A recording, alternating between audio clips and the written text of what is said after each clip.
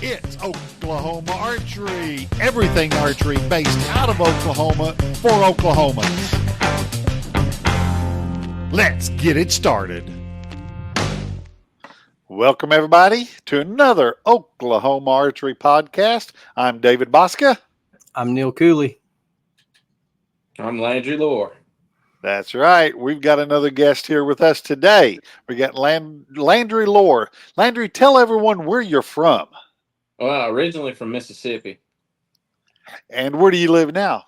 Yukon, America, right out of Oklahoma City, everybody. Landry, let's tell everyone, let's just start out with what are you shooting today? Let's just start with do you hunt and do you target, or do you do both? I do both. I have a lift and a title. Recently just got the title and love the thing. But originally just shoot a hunting bow most of the time. Okay. Tell everybody kind of about your setup on your, let's start with your hunting bow. Tell everybody Hunting about what bow? your setup's like. It's a lift 29.5. Got a UV slider, bridge lock bars. I shot VAP, SS's, 70 pound, 29.5 inch draw. I love the thing, really. 70 pounds. Good. Well, probably about to go down a little bit because it's starting to get the shoulder hurting. But It's gotta be comfortable. You were zipping pretty close to speed limit most of the year. Probably yeah, 290. That's probably about where I broke with the lift and the title. There you go. Tell us about your title setup.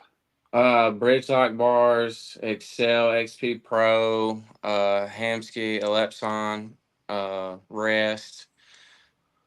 Arrows? Victory, VTAX 25s. I think you built a set of 23s first. Well, actually, Chris from Oakland let me borrow some 23s for a little bit until I got my 25s in. There you go. So, hunter class 290 will fly, but depending on where you shoot next year, you might have to turn that title down just a little bit for the ASA. Just a little bit. Well, the title, it was shooting 289, I think. I kind of got them in the same class as I was shooting my fat arrows as well. So it's going full open freestyle next year. Going long bars and lenses. I still hold my personal best with the lifts in the competition, so we got to break that. Yeah, buddy. Well, you hit a whole bunch of them this year. It was a lot of fun watching you and David go back and forth in 45. It seemed like we had, not just y'all two, we had a great group.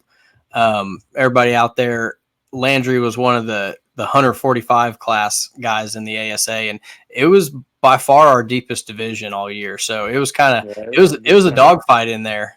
It was. David's a good shot, man. We was just back and forth all season. Yeah, it was one of the best by far shooter of the year races to watch down the stretch. So it was a lot of fun. I'm interested to see how that division kind of keeps growing over the next couple of years. Yeah, but good. So we got to the end of the season, and everybody after the 3D season kind of ends, you got a little bit of like a lull before deer season, but we just want to let everybody know how many tournaments are going on, how many different events. So 2 weeks ago, Landry went to the OSAA State Broadhead. It's kind of like the NFAA affiliated, but it's not like one of the mandatory state championships they have, but it's one Oklahoma's always had a pretty good turnout for it. So tell everybody kind of about this broadhead shoot and like why it's placed in after foam, but before deer shooting time. Really, it was a blast, man. It was all unknown, and growing up as a kid, that's all I shot. I didn't even know what a rangefinder was for the first 4 years to be shooting. So I kind of felt like I was getting back into old stomping grounds and giving that a shot. But really, it's just paper targets on foam, and I was using Montec. I actually tried a couple different broadheads out. I shot some Muzzies, slip tricks, and then just made my final decisions on the Montecs, G5s. They seem to fly really good.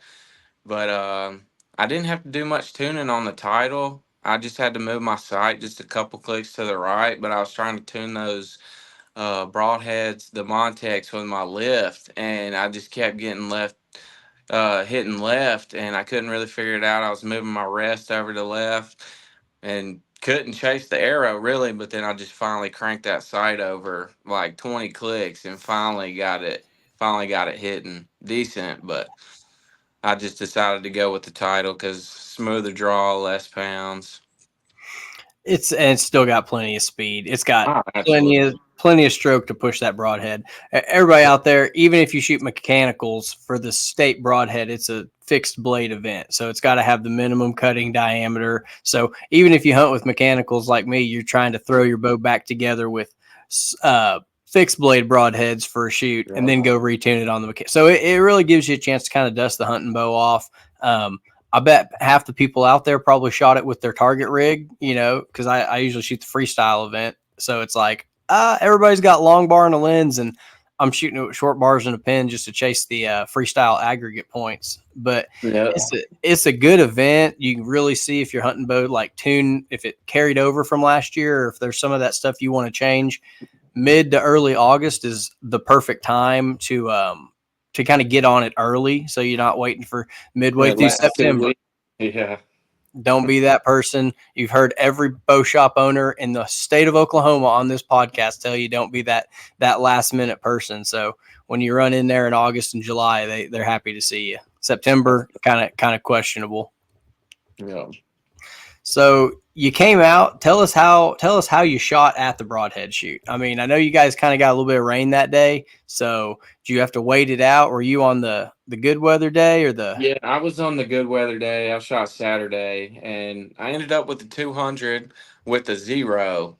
I misjudged the target pretty bad, but still ended up pretty good. I got first place, and Brent was right behind me. I had 912s, and he had 812s, also with the 0. So it was another close run. But man, it was a blast. It was just fun getting out there shooting the unknown distance, and it was just a good time, man. It's always like, do you try to rig up something with speed if you're not good at judging, or do you just take your hunting rig no matter what it is? Well, I actually used the title with my hunting rig arrows, and my hunting arrows are 490 grains.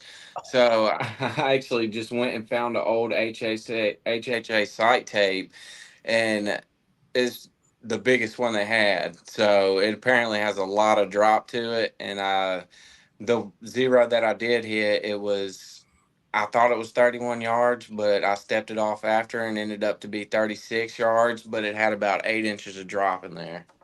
Yeah, buddy. It'll Yeah. do that. Mine were like 444 grains last year, so I was shooting, just lobbing them in there. Yeah. It's more than 30, but less than 40 is what we're shooting it for. And that's just a hope and a prayer. But I think the only one I blanked last year was the one that my release popped off and smacked me right in the face. Got that one on the live stream. Shout out to Bobby Johnson for the camera work on that one. And then Dave sent it to me in super slow motion. That was, of course, pretty awesome too. So, Landry, let me ask you, when you're shooting and everything, do you kind of gap, or do you still take, let's say a 30, say if it was 34, do you just gap it, or do you find something high and just hold your 30? No, I usually just try to go dead on most of the time. I usually try to find me the furthest distance, what I think it is, and then the closest distance. I can always find my 20, but when you got trees in the way and you really don't have nothing to look at behind the target, it gets a little more difficult. So I just try to find the closest and the furthest, and I'll kind of get my numbers in between and either go right in between or usually just try to get right on. There's so many different methods of that, There and it people's is. got just the way that they've taught their self more than anything else. And that's the reason I was asking. My eyes, when I was judging, I always, just like you, I found my 20. And let's say the target was out further. If if it made it to 30, I would literally cut it in half and go, yeah, that's within my 20, and that's about 15. So I agree that's 30. I used to do stuff like that. But I'm just curious. Everybody's kind of got their own way Yeah, of doing it. absolutely. I struggle more between like 34 and 40. I always think it's closer than what it is. I always struggled usually between 38, 39, and 42, 43. Those always seem, and I don't know if it was the lay of the land, the size of the animal, but a 38 could be a 41, and I wouldn't be able to tell the difference. Yes, sir. Yeah. Yeah, I give props to those guys out there that can just hit the dead on marks at like Yeah. 45, 46. Yeah, Yeah. that's all. It's tricky because you've been shooting foam animals all year, and then they give you the big styrofoam blocks to shoot your broadheads into, and it's kind of tricky when you see them out there. You're like, I know that block's big, but it shouldn't be like that small looking, so it can kind of throw you off just a little bit. I don't know if it's a depth perception thing or just because they're square or what. It is. Well, it also, what was throwing me off is it would have the targets they got on the foam, the deer on it could be really small, and then there would be really big ones, really big deer on the target. So those smaller ones was throwing me off. Mm-hmm. The picture itself, you mean? Yes, sir. Yeah. Yeah.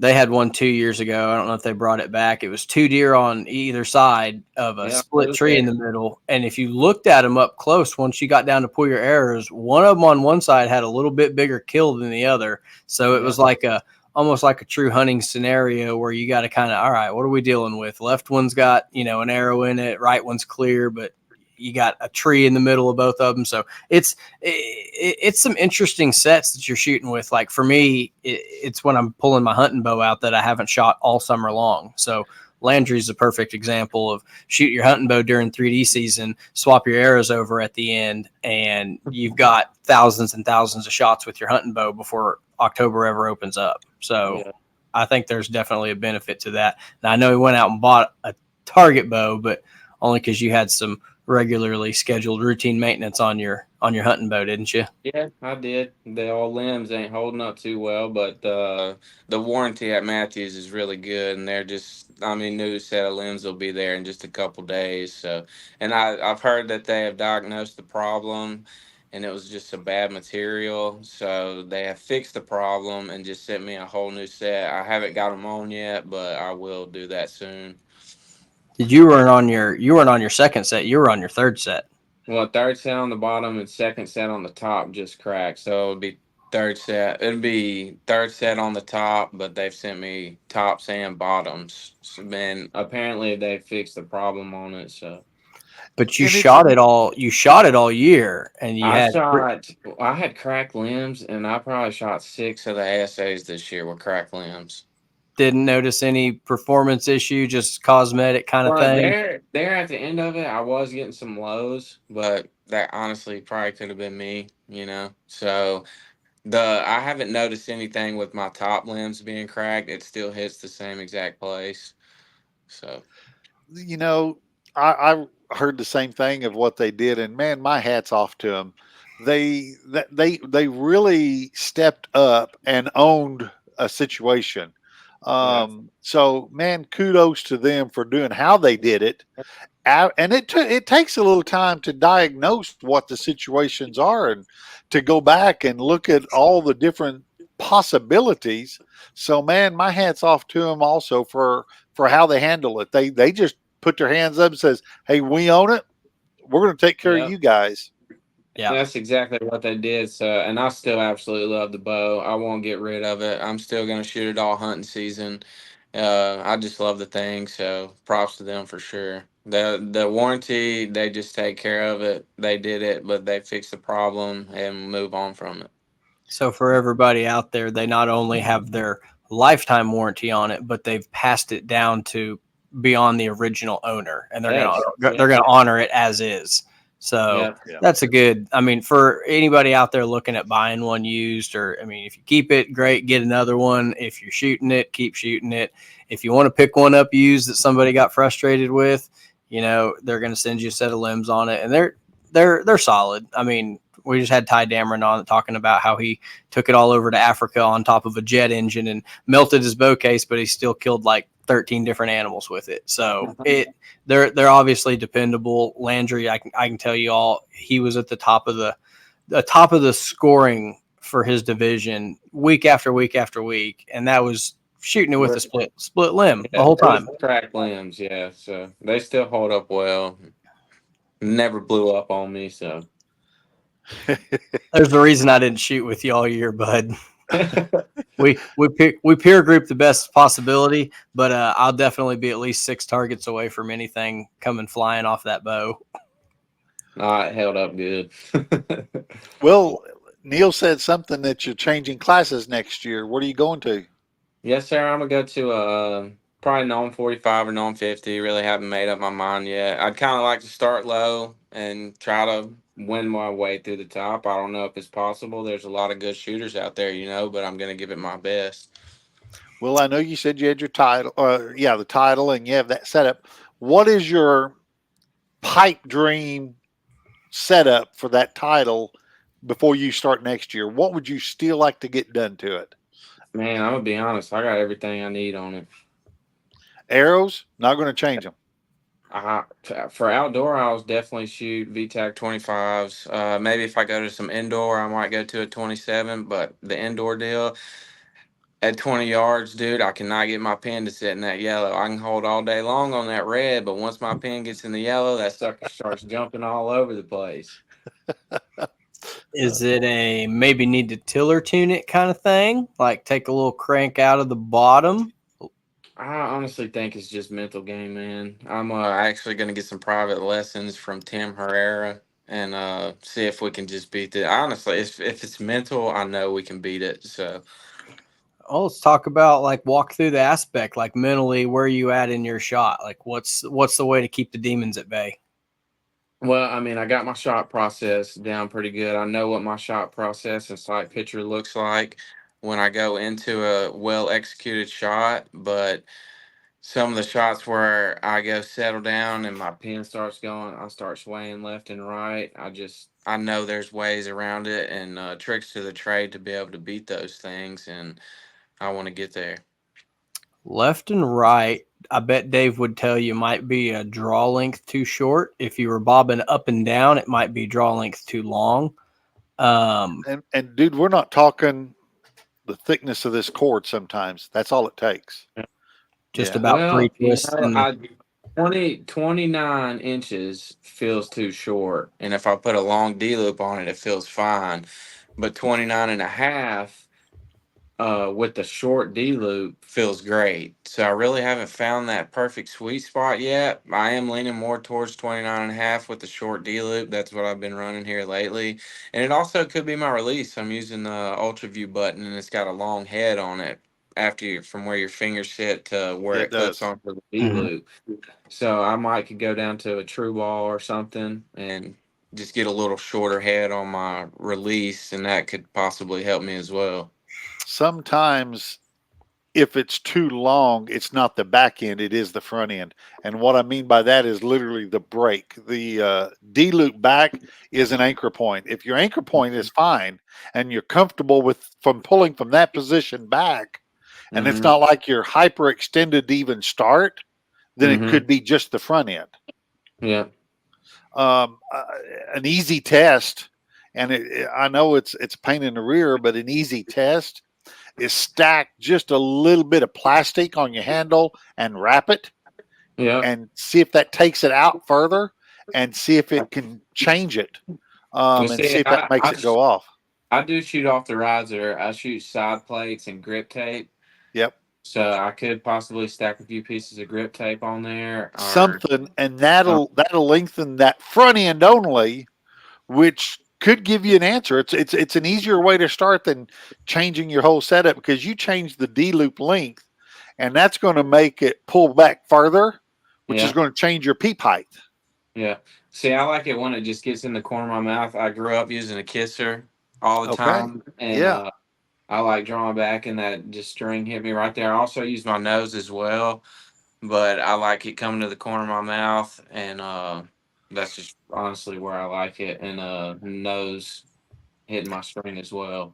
I would start with just trying to play with it to find out if it is the front end or not. And how do you run your back bar? Do you run a back bar, I should ask? Yep, I run a back bar, and it's I believe it's an 18-inch back bar with 14 ounces on it. Is it pretty well parallel, or is it kicking out?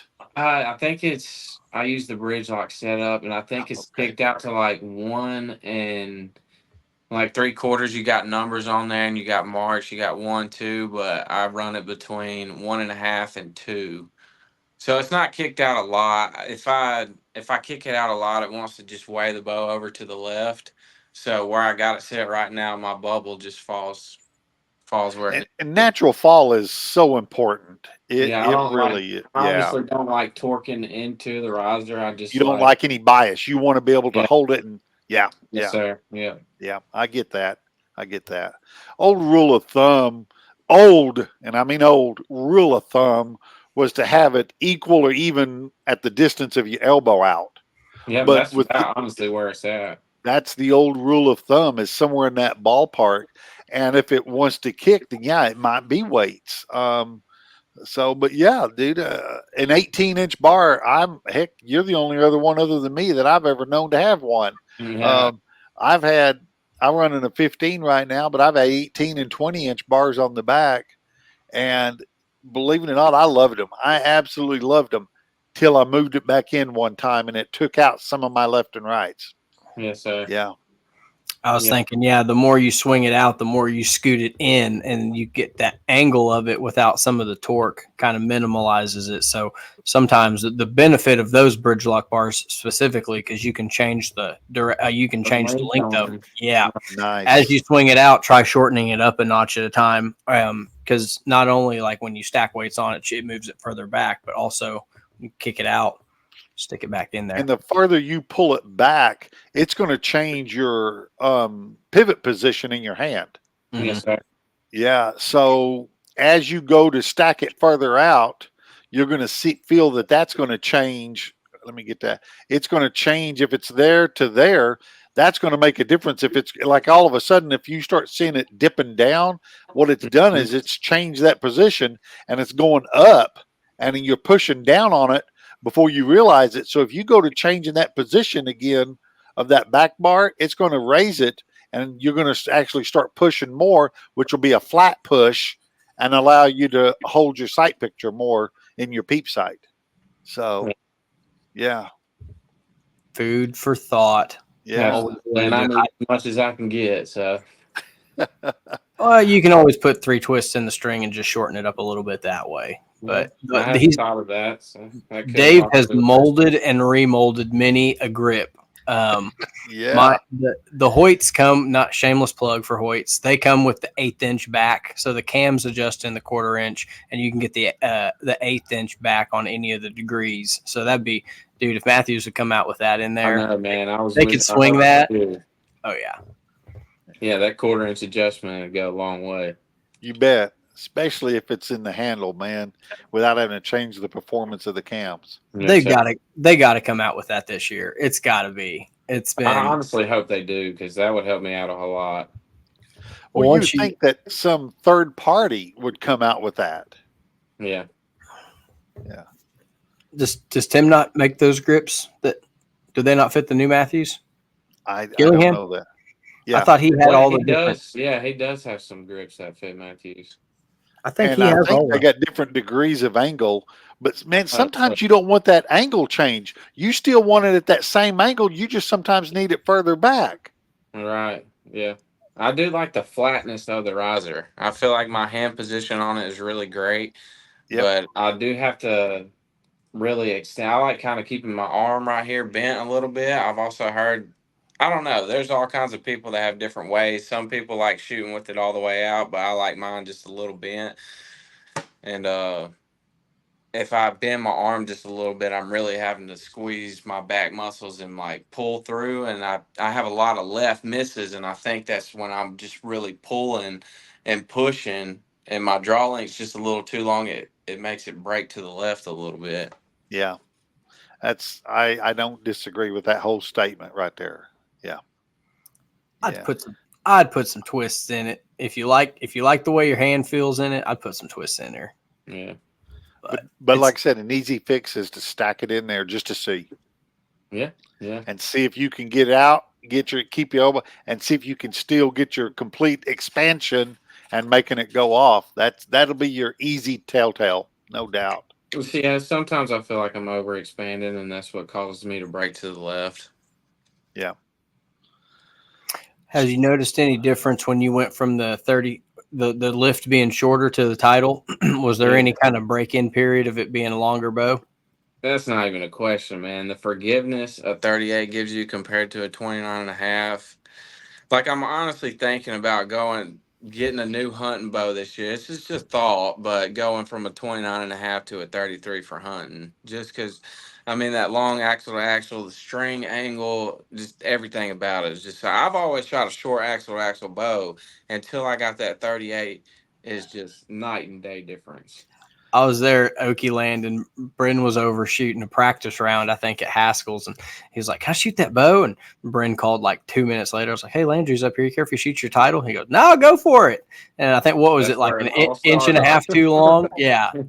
He'd never looked through a lens before. He shot my Stratos, and then Bryn wasn't there, but he let him shoot his title, and I think he ordered it like the next day. It was. The thing's awesome, man. Yeah, but you take that 33-inch bow of theirs, the cams are probably 8 inches diameter. Yep. And you take that rollover when it's at full draw, that's probably a 38-inch from tip to tip of that cam. That to where 6, 8, 10 years ago when they had those shorter bows, they were still small cams. So it acted still like a short bow. But you take those bigger cams, these companies that got the bigger cams on them shorter bows, and when they roll over, it's still coming back, the string angle, it's acting like that type of a bow that you're talking about. So that's exactly that's why they are so forgiving. Yeah. So taking it from the Broadhead Shoot, let's because that was last week, and we want to definitely have you on and tell you congrats. And it's good to see new guys coming to the OSAA because it's 6 state tournaments a year that I spend a lot of time explaining to parents, like, hey, it's a once a year membership, but you get all kind of disciplines of archery, like the 900s coming up, the Broadhead, field in the spring, marked and unmarked 3D and indoor. So OSAA is a fantastic bang for your buck as far as like spending $50. Yeah, I think it's 20 to shoot. Is it 20 to shoot all the state championships? That was the first one I went to all year. I think they're all $20, so it's a little cheaper for a $50 membership. It was $20. Yeah. So the week after that, we had another shoot over at Choctaw Archery that we wanted to kind of go just do a little bit of a recap, kind of tell everybody how the weekend went. It was actually a solid weekend, man. Was actually blessed up with a really good partner. It's all a scramble, so you don't know who you're going to get chosen with. So I actually got blessed up with a good partner. We ended up shooting 14 up and seeded first place out of, I think it was 43 teams, I believe, and made it to the shoot down and ended up pulling out second place. Fantastic. So it was a 20 target best arrow scores blind team draw. So it was a pretty cool setup. You just showed up and he started lines at 8, 10, and noon. Had a big old cooker there feeding everybody. It was donations only. It kind of made it like a all day kind of a I'd almost call it a carnival. We were one dunk tank away from being a carnival is what Haskell had put on over there. It was fantastic. He had a bunch of shade tents put up and had a big cooker out there on the side. So it was. Did you stay the whole time, or did you go cool off? No, I hung out there all day long under the tents, just waited on that good barbecue. Yeah, buddy. It was pretty good. I definitely would have liked to have Dave's take on it. He's a connoisseur of sorts.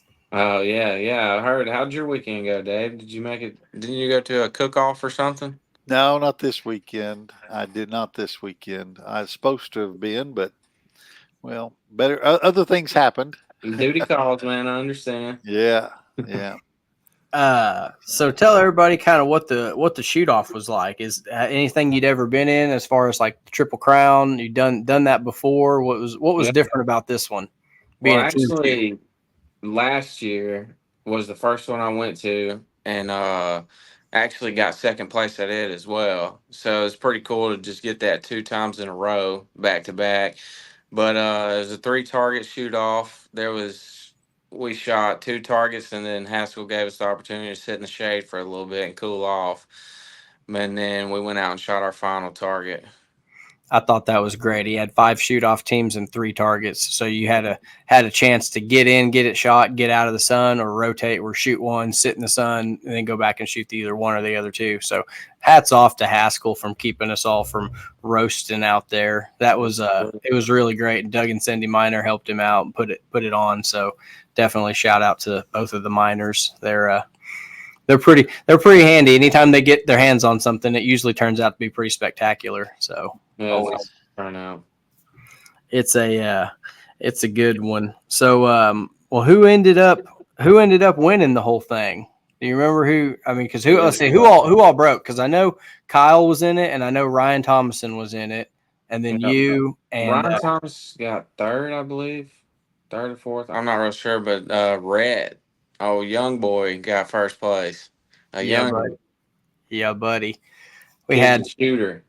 that was the cool thing about the event is that we had like our local pro contingency there, and they were getting to shoot with like just about everybody around. So we had Chris Hammond, we had Scott Langley, and everybody like that getting paired up with just random kids. I know Kyle and his young fella, I think he was shooting with Blake, got to make the shoot off. So hats off to Haskell, man. He really put a lot into this event and like a lot of thought into it, because it was supposed to be hey, we're going to shoot for fun, we're going to make new friends.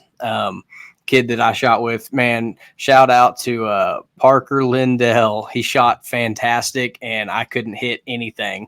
We were shooting best arrow scores, and he scored 19 out of his 20 arrows. So I think I covered him one time, and he just carried me. I'm like, dude, if you're out there listening, I built new arrows already. I'm fixing it. I'm so sorry.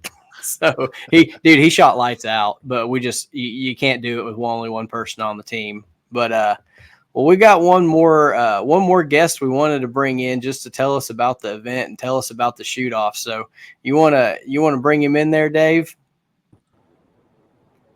What's up, dude? What's up? How are you, man? Good. You coming off the big win this weekend. Tell everybody your name and tell them what you've been shooting all summer long.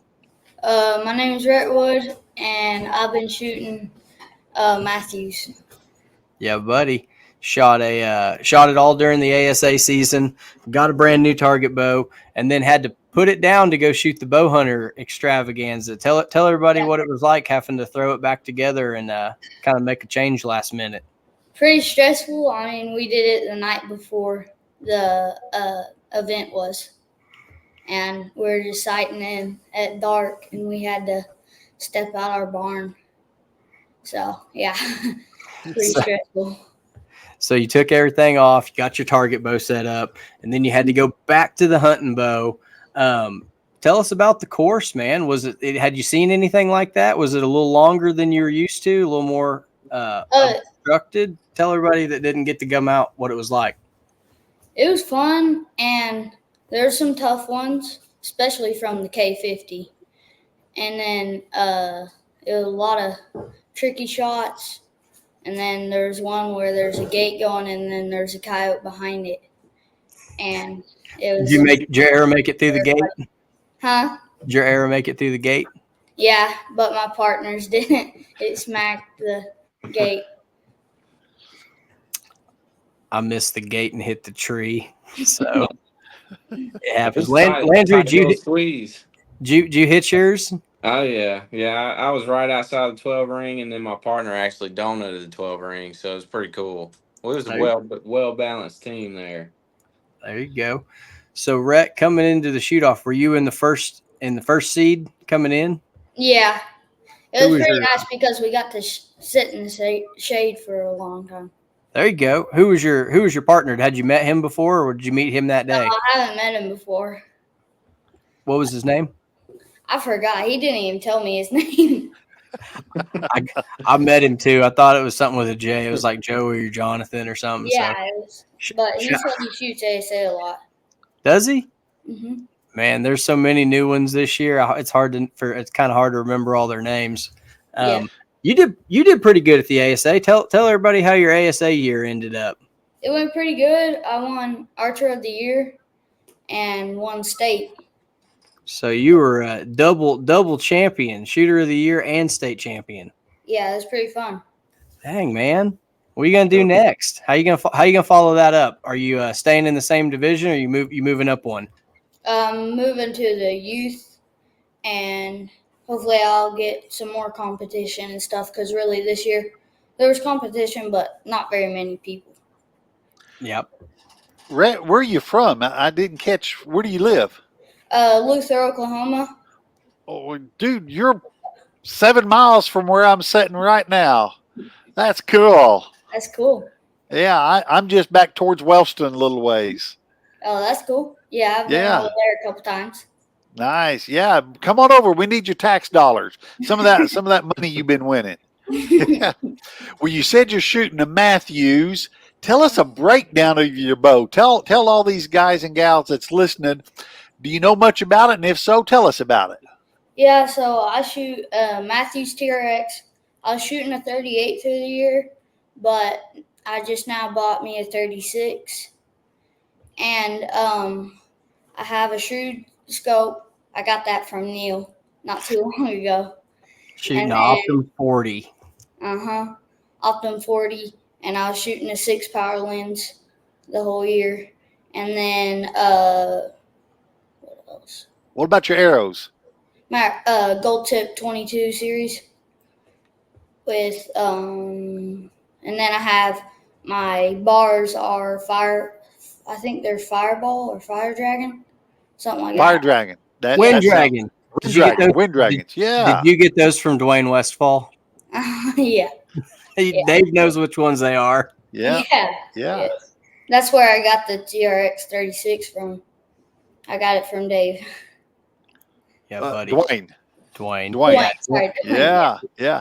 We was talking about you yesterday. Dwayne and Pam and myself was shooting in the city, and they said they were watching for you on the live feed, trying to follow you. So that's cool. Now I can put a face with it. Yeah. Cool. Yeah, we met them right on Sunday, right before they went to H&H. Yep. Yeah. So tell everybody what your Saturday was like. You broke into the top 5, and you were sitting as the number 1 seed.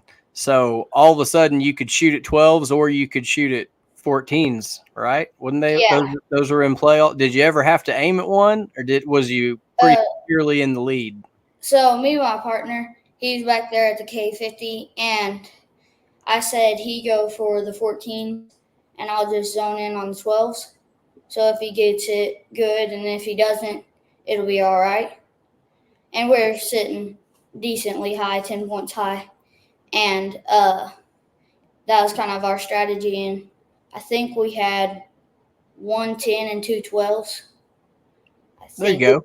So you were taking all the pressure on that second shot, because we had our walk-ups for our youth shooters after the long people. So you're letting him swing for the bleachers on the 14, and you were playing cleanup duty, huh? Yeah. That's pretty smart. Smart. I was playing it safe. You remember? Go ahead, Dave. I would say we're going to have to get Landry and him to shoot together next year. Yeah, absolutely. Yeah. That's the thing about it. Strong team. Yeah. Landry, who was your partner? I forgot. His name was Reed McMurray. It was the first time I met the guy, but he done absolutely great, man. Yeah, I know. I think I know who you're talking about. He's a pretty good shooter. Yeah. But man, it was a fantastic event. It was like an end of the year thing. Come stay all day. They had a bunch of ice chests. Get you a water, Gatorade, get out of the shade. I think Haskell gave away, I don't know how many door prizes at the end. I think there was like a dozen arrows given away and everything else. So it was a pretty cool kind of end of summer bash. I think next year we could get over 100, if not 125 people at it. Last year he had I think he said before COVID he'd had several hundreds turn out to it. So we're going to try to do everything we can to kind of grow that event coming up. Real quick, I did want to tell everybody about one event this weekend, Saturday only, at Archery Traditions in Yukon. They are doing a indoor 3D. It's going to be 9 to 3 walk up. No pre-registration, just come and go. It's benefiting the Canadian County Youth and Family Services, and I think they're going to have some raffle prizes too. So Ken over at Archery Traditions in Yukon this Saturday only. I think it's the 24th. Y'all keep your eyes out for that one. We're going to try to stop by and see that one. What else do you guys, while we got y'all here, what are you looking forward to this winter? Is it deer hunting time or is it indoor shooting time? Deer hunting time. Deer hunt. Yeah. Dave, I think you might be all by yourself, man. Man, it sounds like it. I believe the three of y'all are going to outweigh me on this. No, I had Dave. one question for Mr. Wood. Yes, sir. All right. Young man are you attending Luther School? No, I'm homeschooled. Okay. What I was going to ask was, do you have any schoolmates that you can get into archery that can attend that deal with you next year? Yeah. I got some buddies that hunt. Oh, cool. Get them into this target shooting. I think that'd be fun to see everybody out there. Yeah. I say, Rhett, are you on any teams? Do you shoot for any shops or anything you want to give them a shout out? No, I don't shoot for any shops. Okay. or The anything. Sonic? Huh? Shoot for the Sonic.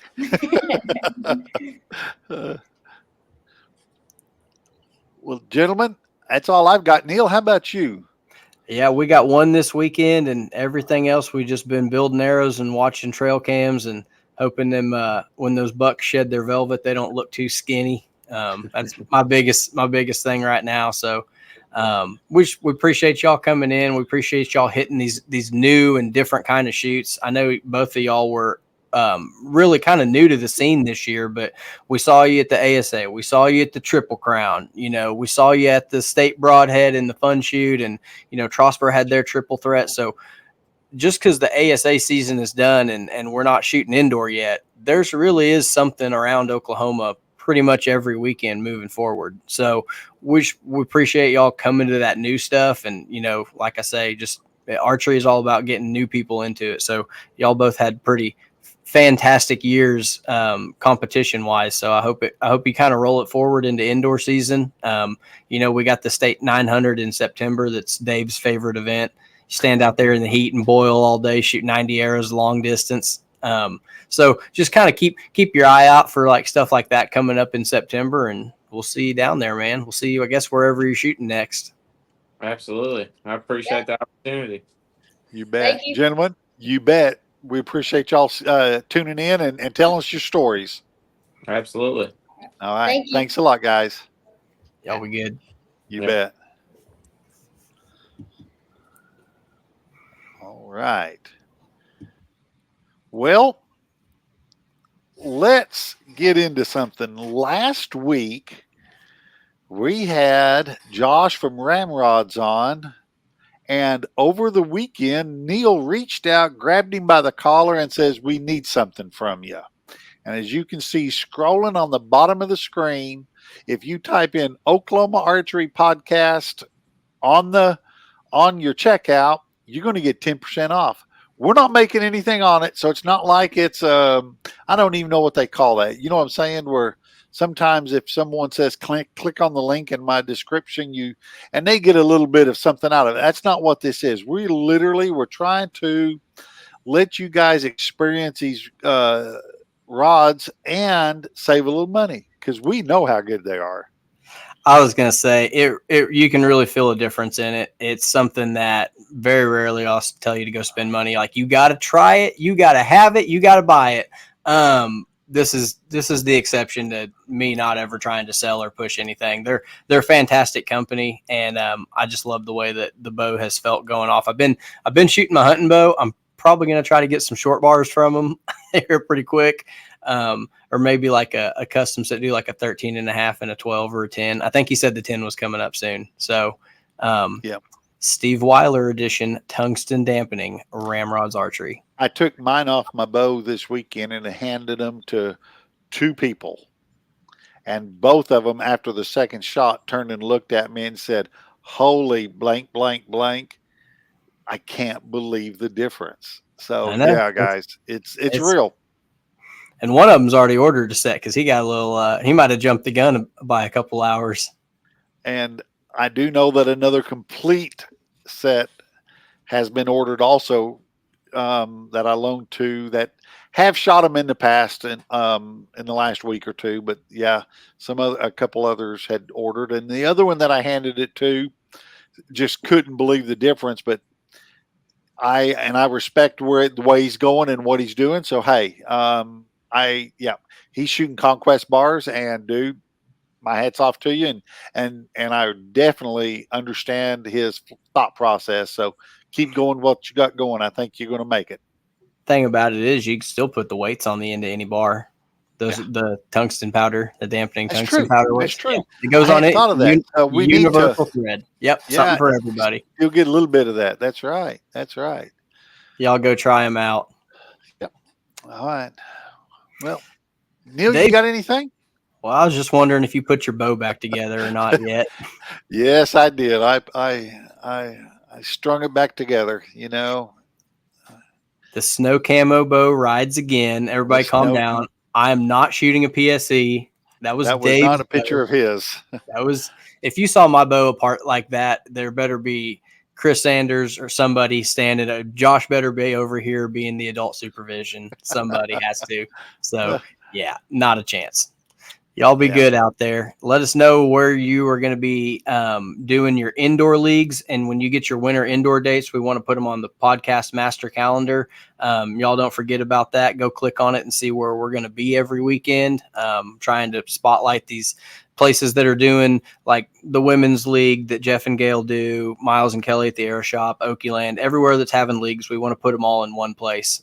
Archery Traditions over in Yukon as well. So we don't know about it unless you tell us. So please reach out. Other than that, go give us a like and a share. Give us a thumbs up. Hit the follow button. We're trying to beat the algorithm every day we can. So give us some help. Drop us a line. Let us know where your next tournament's going to be, and let us know if you got anything good on your trail cams too. That'll work. Neil, we'll catch you on the flip flop.